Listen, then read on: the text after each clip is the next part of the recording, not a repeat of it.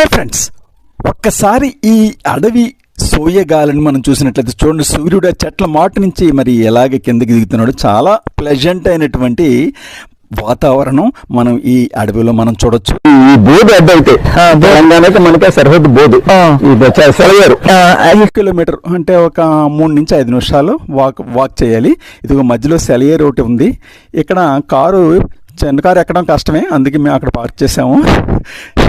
జోడు తెరిస్తే జారిపోతుందేమోనని రాయి మించి నేను వచ్చాను. మా మిస్సెస్ మాత్రం మరి బాగులోంచి వచ్చి అబ్బా చాలా చల్లగా భలేగా ఉన్నాయండి అని చెప్పేసి అని తన యొక్క ఆనందాన్ని వ్యక్తం చేసిందనమాట. చూడండి, చుట్టూ పెద్ద పెద్ద చెట్లు, మరి ఎంత చెప్పినా సరే తరగదనమాట ఈ వాతావరణం గురించి. అదిగో ఏలూరు జిల్లాలోని బుట్టాయిగూడెం మండలంలోని మరి గుబ్బల మంగమ్మ తల్లి ఆలయానికి చేరుకున్న ఇప్పుడు నుంచేనా నా పెళ్లి కాకేతం